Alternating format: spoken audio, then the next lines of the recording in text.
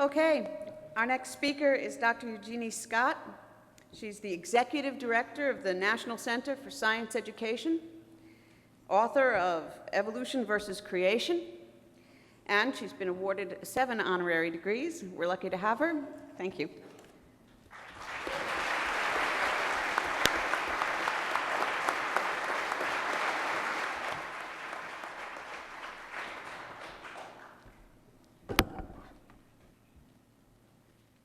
Very nice to be here, thank you. Not sure whether my presbyopic eyes are going to work better with the page or with the screen, so I brought them both, so belt and suspenders. 5 years ago this month, I was in Harrisburg, Pennsylvania at the Kitzmiller versus Dover trial. The trial concerned the legality of a policy about teaching intelligent design in Dover, Pennsylvania, and NCSE, my organization, acted as advisor to the plaintiff's legal team on scientific, pedagogical, and religious issues, and also on the creationism and evolution controversy. In December 2005, Judge Jones handed down a decision that thoroughly discredited the Dover policy, declaring that the teaching of intelligent design was unconstitutional advocacy of religion in violation of the First Amendment. The setting was a federal district court. The issues were First Amendment law interpretation. The issues weren't about whether science and religion are compatible, whether you should be nice to religious people, or even directly, whether evolution is good science. The issues had to do with whether the practice of the Dover School Board violated the First Amendment's requirement that public institutions be religiously neutral. Establishment Clause law, as currently interpreted, allows some reflection of religion in the public sphere, but only as a secondary issue. A school district can, for example, provide transportation to parochial school students because the reason for the practice is to facilitate the education of students, even if parochial students benefit from the practice. So whether the Dover policy had a secular purpose was critical to both the plaintiffs' and defendants' cases. The defense had to demonstrate a secular reason for teaching intelligent design. The statement during a public meeting by school board member William Buckingham that 2,000 years ago someone died on a cross, can't someone take a stand for him, is inadequate reason to teach it. To simplify a complex trial, the defense had to convince the judge that ID was indeed a valid science. It also required them to propose that evolution scientifically wasn't all it was cracked up to be, which would justify teaching the criticisms of evolution presented in the textbook Of Pandas and People. In addition, they contended that presenting both evolution and idea was a good critical thinking exercise, and therefore its teaching was of pedagogical value. Our task was to counter each of these claims. We could and did easily show that ID was a religious idea, and if we could demonstrate that the claimed scientific validity of ID was a sham, the Dover policy would be revealed as having no secular reason for its passing, and the First Amendment would be squarely on our side. We used 2 approaches to support our view that ID was not a valid scientific discipline. One was to look at the fact claims of ID. Are they backed up with empirical evidence? Are they tested? Do they hold up?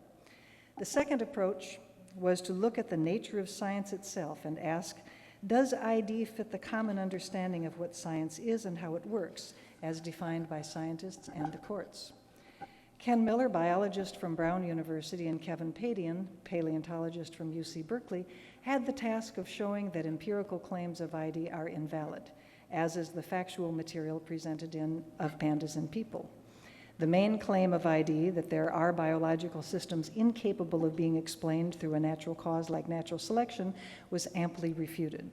Specific claims about the irreducible complexity of the bacteria flagellum, the immune system, the clotting system, were shown in detail to be simply wrong. Our lawyers also attacked the logic of ID, which, like that of creation science before it, relies on demonstrating its own validity by disproving evolution, what a judge in an earlier case, McLean, had called a contrived dualism. Our other focus, questioning whether ID met the standards of science, was addressed by all 6 of our expert witnesses: the 2 scientists, the philosopher of scientists, the philosopher of science, the theologian, the historian, and the pedagogical expert. Every one of them hammered home the same point. Scientific explanations reflect a practice known as methodological naturalism. Scientific explanations are restricted to natural causes. Of course, the ID side's view is that methodological naturalism is an unwarranted restriction on science that impedes it in obtaining a full explanation of natural phenomena. The second part of our philosophy of science argument was to make the case that for ID to be considered science, it must be testable, and that its claims could pass empirical test. Because ultimately ID is a statement of divine intervention, it is untestable at a fundamental level. Any test or experiment that involves an unconstrained variable such as an omnipotent deity could have any outcome. Therefore, it is not possible to come to valid conclusions and build scientific explanations where God is invoked as a cause. Now, be aware that we're talking about a court of law, not a seminar in philosophy of science. Both the science and the philosophy of science we presented were simplified, though accurate. A court has to come to a conclusion regarding contending claims. A court doesn't have the leisure of a prolonged theoretical and philosophical discussion over what the meaning of is. Our expert witnesses were reflecting the settled interpretation in how courts look at science. Among other decisions, the Supreme Court in Dobert versus Merrill Dow identified 4 factors for determining whether evolution is scientific: whether the theory or technique can and has been tested, whether it has been subjected to peer review and publication, whether there's known or potential rate of error, and whether the theory or technique is generally accepted in the relevant scientific community. I think it would be difficult to find many practicing scientists who would disagree with this minimal description of how science works. The Dobert standards aren't a definition of science. They certainly do not exhaust what we think about how science works, but they are very useful, as they should be in a court of law, when a judge has to decide between contending experts. Lawyers have a very cynical expression. For every PhD, there is an equal and opposite PhD. We hit ID on peer review, probability of error, general acceptance, and especially on testability. And our findings of fact and conclusions of law, which, by the way, I strongly recommend you go to our website and go to the legal page of the Dover trial and read this. These are the summaries that the defense gives and the plaintiff's lawyers give at the end of the case, where they're trying to persuade the judge as to whose side to come down on. The findings of fact and conclusions of law in our case were written by Richard Katsky, who is really the unsung hero of the Dover trial. Richard was never on the witness stand, but he was the writer for all of the briefs that we wrote, and he's a fabulous legal writer, and he really did a wonderful job on the FFCLs as well. We wrote, "The evidence submitted by both parties demonstrates that intelligent design's core assertion is that for intelligent design to be science, the long-standing scientific ground rule of methodological naturalism must be discarded so that supernatural intervention can be considered as a scientific cause. Not only is this radical proposition inconsistent with McLean, as well as the definitions of science offered by all the major science organizations, but there was no evidence submitted at trial that any other area of scientific inquiry has ever been opened up to supernatural causes. That is entirely understandable. Supernatural causes are not testable, so intelligent design has not been and cannot be tested. But Dobert, McLean, and the scientific community agree that testability is a core element of the scientific method. Indeed, defendants, expert scientific philosophers, Stephen Fuller, insisted that testability is the hallmark criterion of science, and he conceded that intelligent design has not been tested. So if ID cannot make claims that can be verified, in fact, its fact claims are false, and if it doesn't use the same handbook that other scientists use, there's no good reason to teach it. To compare evolution with ID as a critical thinking exercise similarly has no pedagogical value. We did a very good job trashing the defense's claim for a secular purpose for teaching ID, which left only the religious purpose for teaching ID, which led to it being declared unconstitutional to teach in Dover schools. Now, the reason I went into so much detail about the Dover trial was because it illustrates NCSC's general approach to the issue of creationism and evolution. In Kitzmiller versus Dover, we had a specific goal: convince the judge that the teaching of ID was unconstitutional. Generally at NCSC, our goal is to encourage people to understand evolution, hopefully to accept it, and allow it to be taught to students in schools. We also encourage an understanding and appreciation of science as the best way people have developed to understand the natural world. We are not an atheist organization. To succeed in Dover, we relied upon sound science. Some of you might remember Margaret Talbot's statement in the New Yorker that testimony at the trial was like the biology class you wish you could have taken. We also relied upon a clear understanding of the nature of science and how it works. We do this as well in NCSE's day-to-day activities, where respect for science is combined with the political and communications awareness necessary to achieve our goals. Remember, we're dealing with science education, which in the U.S. is highly politicized by elected school boards. The U.S. is a democracy. We cannot force decision makers like school board members or legislators to teach good science. We need to persuade them. Scientists are neither a voting bloc nor a contribution base. They have no political clout.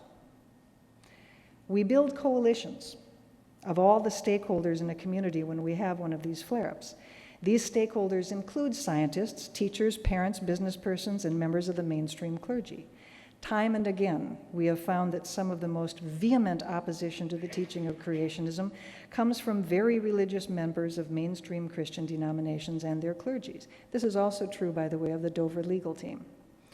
I learned long ago that appreciation for science is not limited only to non-believers. I think it's worthwhile to think a moment about religion in general. One handicap that those of us who are immersed in the creationism and evolution controversy have to overcome is the tendency to think of religion as being primarily about explaining the natural world. It isn't. But it is exceedingly difficult to define religion in a way that includes world religions such as Christianity and Buddhism, as well as tribal and other local religions, of which of course any definition must. A definition I use as an anthropologist that is suitable for Christians as well as the Dani of New Guinea is that religion is a set of beliefs and practices that link people with a non-material reality. This reality, of course, is perceived differently from culture to culture. Valhalla, Elysium, heaven, and the 5 underworlds of the holy people are very different from one another, and Christians, ancient Norse, Greeks, and Navajo have quite different rituals and beliefs. If you're going to understand religion, you have to understand it cross-culturally. And although many religions have explanations for the origin of the natural world, such explanations are not the main focus. Religion is meant to link them to their gods or ancestor spirits or spirits inhabiting elements of the local environment and so on. One should not generalize to religion based on only the belief system with which one is most familiar. But even if we are to limit ourselves just to Christianity, this set of beliefs is not primarily about explaining the natural world either. Part of one book, Genesis, concerns this question. The rest of the Old and New Testaments, taken as a whole, is about the relationship of people to God. Most Christians do not sit up nights thinking about how Grand Canyon was formed and whether the great unconformity was shaped by Noah's flood. Because Christianity is not primarily about explaining the natural world, it is not necessarily antithetical to science. Empirically, it is clear that many Christians appreciate and embrace science. It is certainly not accurate to say science and Christianity are compatible, any more than it is accurate to say science and Christianity are incompatible. Whether science or evolution is accepted by a Christian depends on what tradition he or she follows, and even then, there is considerable idiosyncrasy within traditions. On the floor of the new science building at Notre Dame is a meter-wide insert in the marble citing Dobzhansky's maxim, "Nothing in biology makes sense except in the light of evolution."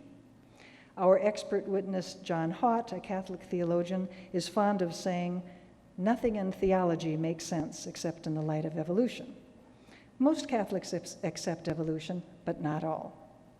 Most Baptists follow a more literalist interpretation of Genesis and believe God specially created living things, including Adam and Eve, but not all.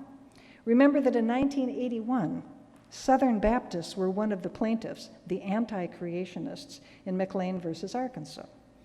A member of NCSE in Texas told me that he sends his child to the Lutheran parochial school so that she'll get evolution, because he has no confidence in her receiving instruction in that topic in the public schools. Some Christian denominations are strongly biblically literalist, Pentecostalist, holiness traditions, and so forth, and they don't accept evolution. The term conservative Christian is often used to identify evangelical and fundamentalist traditions, since those two terms are so poorly defined and used in so many different ways. But think of conservative Christians as sort of the other side of Catholics and mainstream Protestants. Conservative Christians also should not automatically be viewed as rejecting evolution. The BioLogos Foundation, established by Francis Collins, but he has nothing to do with it anymore, consists primarily of scientists trying to reach out to their fellow evangelicals to encourage a more science-friendly perspective. When I looked at the page this morning, I noticed they are highlighting Dr. Dennis Lamoureux's book, the title of which is I Love Jesus and I Accept Evolution. Theologically, you can hardly get more evangelical than Dennis, and you can hardly find a more enthusiastic evangelist for evolution to the evangelicals.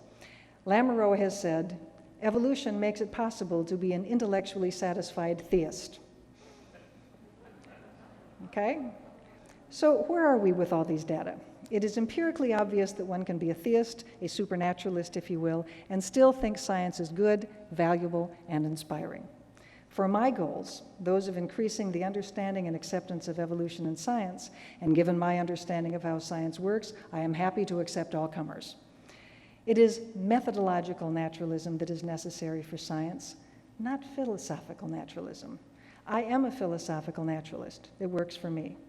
But I see no need for a Christian who loves science and is fascinated by evolution to have to join me in my disbelief. What is necessary, however, is that like me, a person of faith has to employ methodological naturalism when trying to explain the natural world, which is what science does. If a young earth creationist says, God created the earth 6,000 years ago, there's a fact claim in there that I can disprove through science, the 6,000-year one. If an old earth creationist says, God created the earth 4.3 billion years ago, there is nothing science can say to disprove him. If I, or more likely a Christian theologian because I don't care, want to dispute the God created part, theology or philosophy would be employed to debate the first part of that sentence. But a more important point I want to make here is that human beings have other interests than science. And this is what I meant when I said Christians really don't sit up nights worrying about the origin of the great unconformity in Grand Canyon. Christians and non-Christians, human beings around the world sit up nights thinking about survival and about their loved ones. Will rain come at the wrong time and ruin the crop? Science may tell you the frequency of storms during the coming month, but it isn't going to help you deal with the meaning of that concern and how it weighs on you. Is my sister going to be able to get off drugs? Science may tell you the physiological effect of drugs on your sister's nervous system, but it isn't going to do anything to help you cope with how you feel about her losing her job, neglecting her kid, and her life going to ruin. My father is dying and I'll never see him again, and I will have a huge hole in my life. Science can tell you why his body degenerated, but it isn't going to do much to help assuage your grief. Look at those poor refugees in Sudan, having lost their homes, their livelihood, their loved ones. The social sciences can perhaps explain the faulty political systems that resulted in a broken government unable to keep order, but the explanations themselves are independent of the compassion you feel when you hear of their suffering. Let me confess something to you. About 27 years ago, I was 9.5 months pregnant with my daughter. I was the size of a small mountain. I was so sick of being pregnant. Plus, I was having lots of second thoughts about what kind of craziness possessed me to get pregnant. Neither my husband nor I had a permanent job. I had never thought of myself as a mother. I'm a professional. I'm too busy to have a kid. What was I thinking about? This is never going to work out. If I could have, honestly, and I've even told her this, so not telling tales out of school, if I could have resorbed her 2 days before birth, I would have. I have 2 words for you. Perinatal hormones. Once the perinatal hormones kicked in during and just after delivery, and once I held my new baby, I felt an indescribable surge of love, protectiveness, care, and I bonded like iron to that helpless little pink creature. Okay, as a biologist, I can tell you the sequence of enzymes and hormones that kicked in around childbirth and their effect on maternal psychology, but so what? It is the meaning of the experience that is important, not the physiology. Knowing the physiology that kicked it off might be a mildly interesting component of the bond of love I feel for my daughter, but what is important is how I feel about that bond, which is distinct from any additional scientific understanding of the process. Science is great, but it's not the only thing important to human beings. And the Dani or the Christian or anyone else on this planet may appreciate how science can explain or assist with problems, concerns, or even joys and delights they might have. But they also focus on the meanings of these concerns, and that is something that goes beyond science. Now, personally, I'm a humanist, not a supernaturalist. It is my secular humanist philosophy that I turn to when I need to deal with grief, compassion, joy, or any of the rest of the suite of things outside of science. Christians and people of other faiths turn to supernaturalism to provide the same comfort or the understanding or to encourage and sustain compassion. This is independent of explaining the natural world.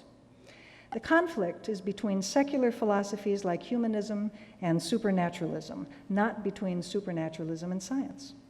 Science is used by both secularists and supernaturalists to support their points of view, and this is not illegitimate. What I think is going beyond what science can do is to make the claim that science necessarily compels either a supernaturalist or a secularist philosophy. Picture two plants growing in soil.